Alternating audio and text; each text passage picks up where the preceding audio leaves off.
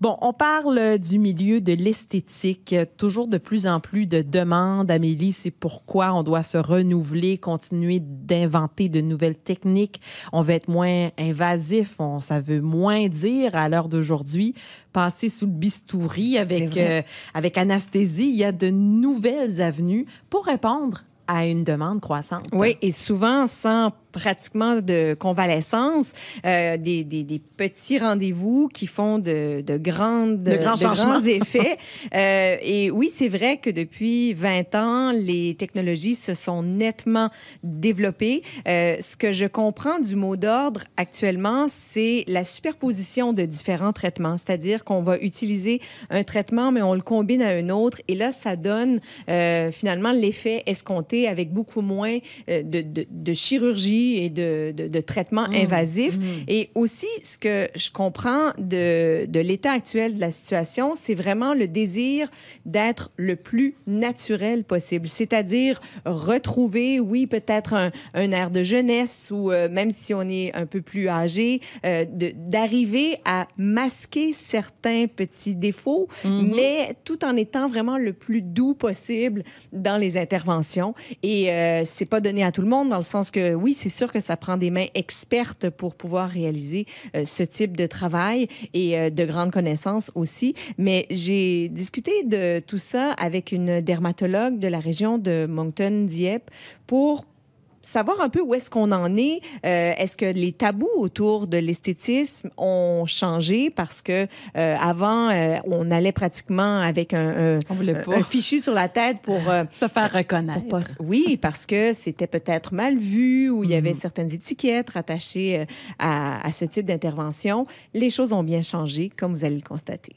Comme humain, on a tendance à rechercher l'harmonie, on a tendance à être bien, où l'environnement est propre et on est dans une période où les gens cherchent à mieux vivre, tout simplement à se sentir bien. Et je crois que ce qu'on vit, les demandes qu'on reçoit, ça se ressent, ça se voit clairement dans les dernières années. Je suis Chantal Chiasson, dermatologue. Au fil des 20 dernières années, ça a beaucoup évolué, ça s'est beaucoup amélioré. Il y a beaucoup de bonnes technologies qui se sont développées au fil du temps. Et on fait de plus en plus également des combinaisons de traitements qui augmentent beaucoup le niveau des résultats et permet un aspect beaucoup plus naturel. Je m'appelle Velma, je suis infirmière spécialisée en dermatologie esthétique. Donc ça, qu'est-ce que c'est comme traitement? Un traitement de surfaçage fractionné. Et les zones les plus communes, c'est visage, cou, décolleté, puis aussi les mains. Oui, ça peut améliorer la texture de la peau, puis donner un petit peu plus d'élasticité. Docteur Chiasson, méso, LED, ulthérapie, cryolipolyse, c'est continuellement en évolution. Oui, effectivement, puis ça devient très mêlant parce que l'offre augmente toujours. La cryolipolyse, ça fait partie de la liste des choix thérapeutiques quand on vient à rechercher un traitement pour un surplus de gras localisé. Okay. Exemple, soit en dessous du menton. Donc, le mot le dit, c'est la lipolyse, qui veut dire la destruction des cellules adipeuses ou les cellules de gras par le froid, cryo-froid. Mais est-ce que c'est une de ces technologies-là qu'on dit beaucoup moins invasive parce qu'il n'y a pas d'opération comme telle? Oui, effectivement. Il y a aussi des lasers qui peuvent faire le même travail, mais en produisant une destruction des cellules de gras par la chaleur. Il y a des technologies ultrasons, technologies de radiofréquence, et même maintenant, on peut le faire par des petites injections simples. Ça s'appelle de l'acide désoxycholique qui vient de la bile. Ce qui m'impressionne vraiment, c'est les résultats qu'on est capable d'aller atteindre avec des agents de remplissage, comme exemple l'acide hyaluronique, avec la canule, une technologie avant, on avait juste l'aiguille pour aller injecter nos agents de remplissage. Maintenant, avec la canule, on est capable de moins volumiser. On est pratiquement capable de faire l'effet d'un facelift sans temps de convalescence.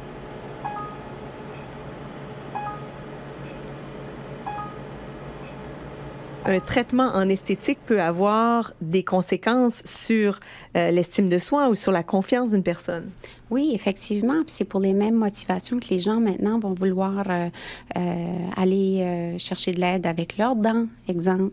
Pour la même raison qu'il y a plusieurs années passées où il y a eu des teintures pour les cheveux qui sont apparues.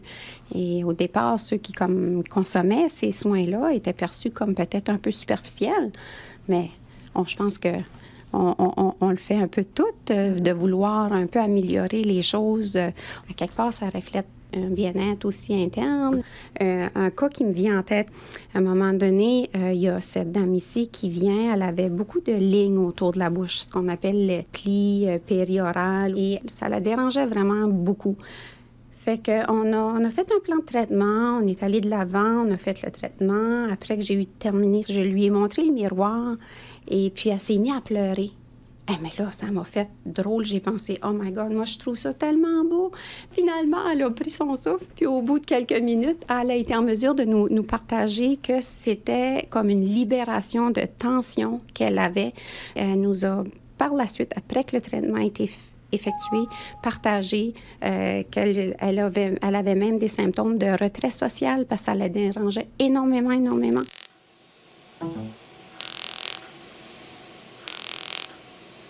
On sent que c'est de plus en plus accessible, mais est-ce que c'est pour tout le monde? Je crois pas que c'est pour tout le monde. Je pense que c'est pour les gens qui le veulent.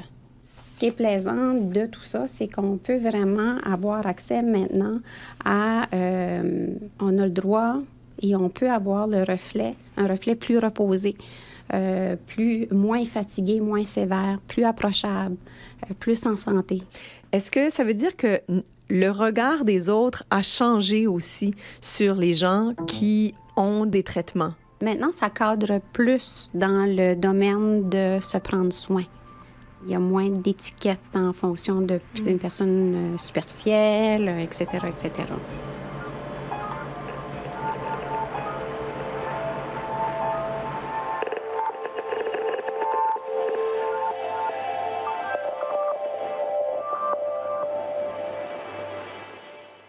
La dermatologue Chantal Chiasson. Intéressante réflexion sur où est-ce qu'on en est avec notre rapport au corps, à l'apparence, pourquoi on le fait. Bref, il reste des questions qui peuvent être répondues que par les personnes qui décident de le faire. Ben oui, et ça, ce sera des témoignages qu'on pourra entendre demain. Deux personnes d'âge bien différents, une toute jeune femme et une personne plus âgée, qui ont fait des choix qui ne s'en cachent aucunement. C'est là, c'est disponible. C'est là, alors c'est disponible. Pourquoi ne pas améliorer l'image que j'ai de moi-même? Et souvent, ça revient à « mais je fais pas ça pour les autres. Je fais ça pour moi. Je fais ça parce que ce que me renvoie le miroir le matin ne correspond pas à l'image que j'ai de moi-même. » C'est souvent ce témoignage, en fait, qui ressort de ces personnes qui choisissent d'utiliser ce type de traitement. Alors, deuxième partie demain, oui. Merci, Amélie. Ici dans le ciel, au milieu des étoiles, mon cœur bat des ailes et vit dans un journal.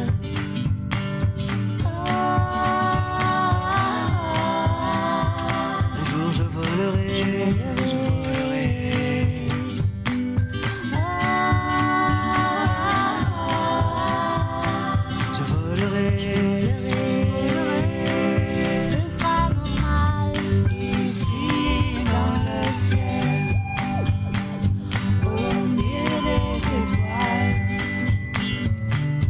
Mon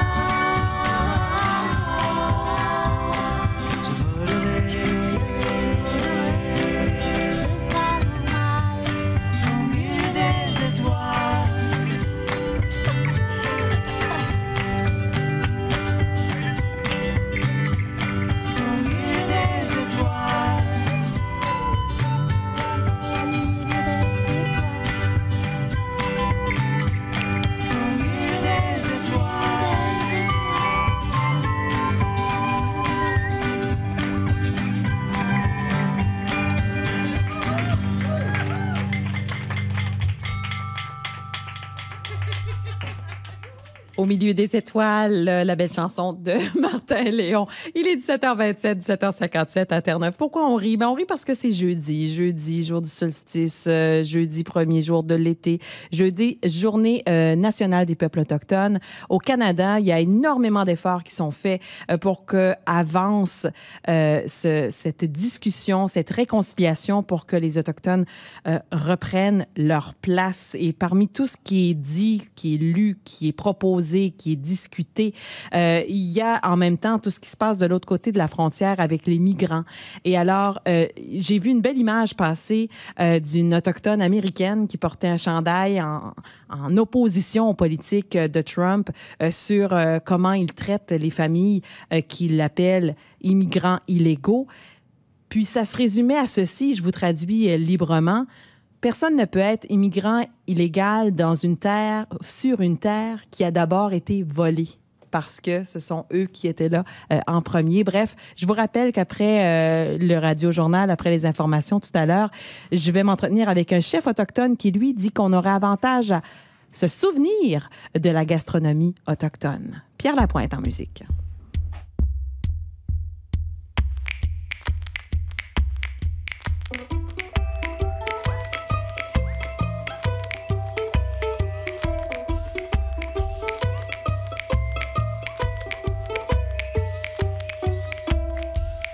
Si l'amour est au combat, je n'irai pas cueillir la fleur au fond des bois. Et si l'amour est au combat, nous n'irons pas cueillir la fleur au fond des bois. Peut-être que la terre y est fertile pour y cueillir l'amour passion. Et peut-être que l'air y est fragile pour y voler l'amour frisson. Comme debout au bout d'un couloir, comme si nos yeux ne s'ouvraient pas. Maintenant qu'est arrivé le soir, qui sait l'endroit où on ira? Chose certaine, je n'irai pas cueillir la fleur au fond des bois. Chose certaine, nous n'irons pas cueillir la fleur au fond des bois.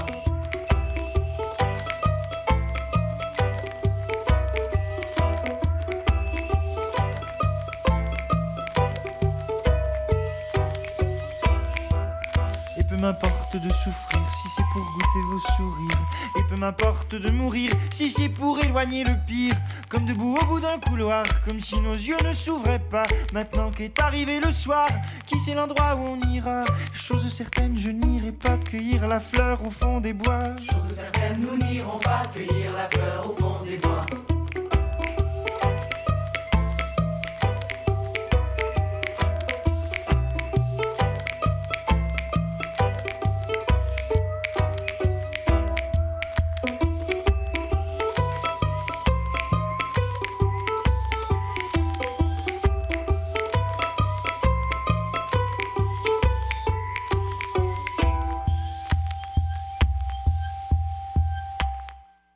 Nous n'irons pas, la chanson de Pierre Lapointe. Il est 17h30, 18h à Terre-Neuve. Bonjour, Jannick Leblanc. Bonjour, Martine. Qui nous présente pour la dernière fois le TJ Acadie. Ben oui. Avant de nous inventer de nouvelles émissions de radio qui s'en viennent à l'automne. C'est exactement ça. Bon, je suis un peu fébrile parce que c'est la fin, mais je suis fébrile de commencer la création. Entre deux chapitres comme ça. Ouais, donc non, c'est bien. C'est bien. Oui. Il faut se renouveler dans la vie. Ben, puis, absolument. Avec l'été devant nous comme ça. C'est parfait. De finir le premier jour de l'été, moi, je trouve que c'est tout à fait le bon timing. Tout arrive à point. Maintenant, au menu de ce soir, qu'est-ce que vous nous proposez? Ben, il y a une annonce qui a été faite aujourd'hui dans le nord du Nouveau-Brunswick, le premier ministre Galland, qui fait une annonce d'un projet très embryonnaire. On fait miroiter une usine de fer à Belle-Dune, une usine d'1 milliard de dollars. Le communiqué est autoconditionnel. On parle de la possibilité d'étudier la faisabilité de la possibilité de faire cette usine-là. On ne dit pas exactement d'où viendra le fer et tout ça. Mais bon, c'est une annonce à 3 mois des élections. Serge Bouchard va nous en parler. Autre nouvelle économique, celle-là beaucoup plus concrète et avancée, c'est l'ouverture d'un magasin Aubainerie, un détaillant de vêtements québécois qui choisit Bathurst pour sa première enseigne dans les Maritimes. François Vigneault va nous parler de ça. On va aussi aller du côté de la Nouvelle-Écosse où il y a le syndicat des infirmières qui réclame la modernisation de la loi sur les foyers de soins. Il y a une femme de 38 ans qui est morte au mois de mars. une histoire horrible, des complications de plaies de lit. C'est grave. Et c'est un cas très grave, effectivement. Les infirmières se disent débordées, donc veulent qu'on modernise une loi qui n'a pas été modernisée en plus de 30 ans. Et on sait que les situations dans les foyers de soins ne sont plus les mêmes qu'auparavant. Et il y a le père d'Alexandre Bissonnette, le tueur de la mosquée de Québec, qui a fait un appel public. Il dit que son fils n'est pas un monstre. Il parle de l'intimidation qu'a subi son fils, qui a engendré des problèmes de santé mentale. Il n'excuse pas le geste, mais il plaide pour pas une peine de 150 ans de prison pour son fils, les peines consécutives qui sont contestées et dont la constitutionnalité n'est pas assurée. Alors, on aura un reportage là-dessus également. Eh bien, je vous souhaite une belle soirée à votre dernier téléjournal et un superbe été, parce qu'on va se reparler lorsqu'on apprendra à tout le monde quels sont vos 2 nouveaux rendez-vous à la radio à l'automne. Oui. À la fin de l'été, enfin. Ça sera le 20 août. Oui. Et puis, c'est un rendez-vous politique économique le midi. Et le 20 août, on a des chances que ce soit le jour du lancement de la campagne électorale au Nouveau-Brunswick. Quand on dit que tout tombe à point. C'est ça. Merci beaucoup, Jannick. Merci, Martine. Bon été. À vous aussi.